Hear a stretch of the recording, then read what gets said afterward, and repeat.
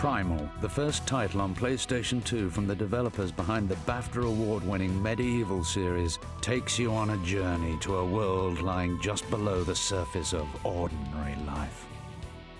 Primal is the story of one girl's adventures through a fantasy world. She's a girl from the modern world, as we understand it, and she's brought into a series of demon realms by a character called Scree, who's been sent as a guardian and an advisor to take her through these series of adventures, during which she learns about herself, her background, who she really is, the powers that she has in her. I believe that you are Arella's chosen. And during the game you get to develop these powers, you learn about the characters and environments in the world, and you get to see that behind the world that we know is a struggle, it's a constant struggle between the forces of order and chaos for the control of all our lives.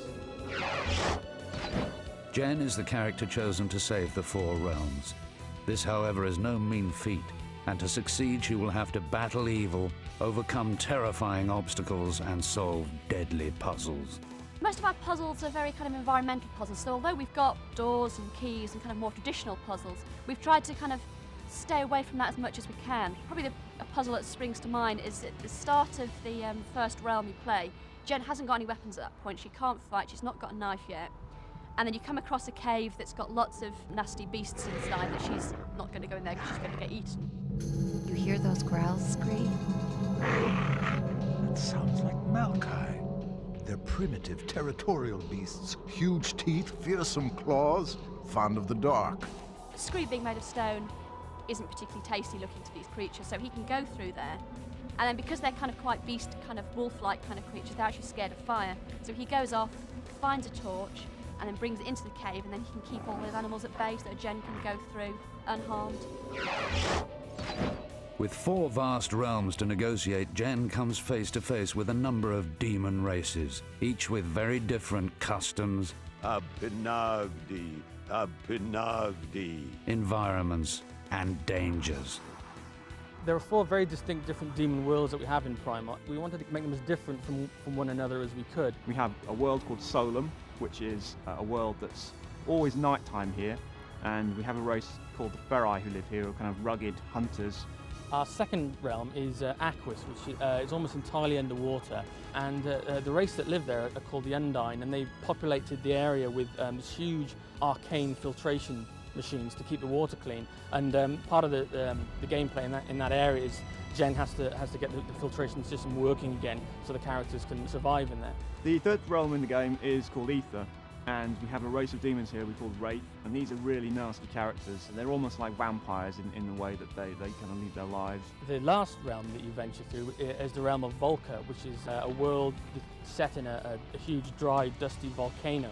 And the race that live there are the Jinn. And when you first arrive there, the volcano is dormant, it's asleep, and the Jinn are inactive. But as you adventure and explore through these corridors and chambers, the light and the heat that you bring wakes them up, and suddenly you find you've got an entire race of people all suddenly coming to life that you have to deal with. The characters of Jen and Scree dominate the game. Jen quickly puts into practice her ability to morph between demon and human form, whilst Scree proves invaluable with his mental agility and special skills. Jen and Scree have both got very different abilities. Jen's abilities are all based around her demon forms, so with each demon form she gets a different weapon, and all her abilities are kind of very focused towards combat and that side of things. We've got about, I think it's about 20 attacks for each of the different demon forms that she's got, so it's quite a lot of moves. And then it's kind of a free-form system, so if you keep hitting strong, you're going to do lots of strong attacks. And the deeper down the combo list you get, the cooler, the more powerful, more impressive-looking attacks you get. Scree, what's with the glowing stuff? It happens when I'm close to stone figures, resonating with Ferai energy. It means I can temporarily transfer my soul into any statue formed from this material. Scree doesn't fight at all, so his side of things is much more kind of based on the exploration and puzzles. So he can climb walls, he can jump, he can lift heavy objects. It's very much based around his kind of strength.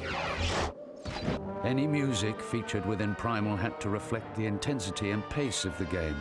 The Prague Philharmonic Orchestra added their interpretation to the adventure.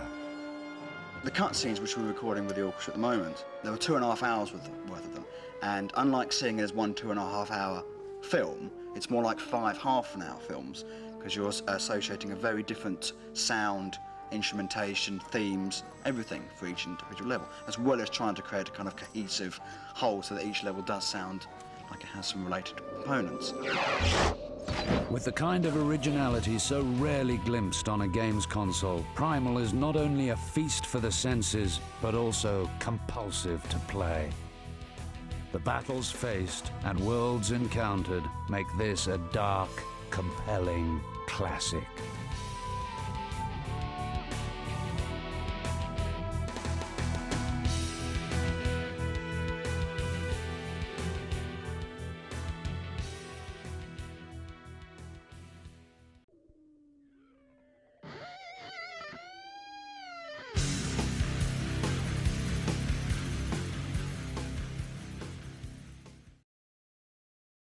PlayStation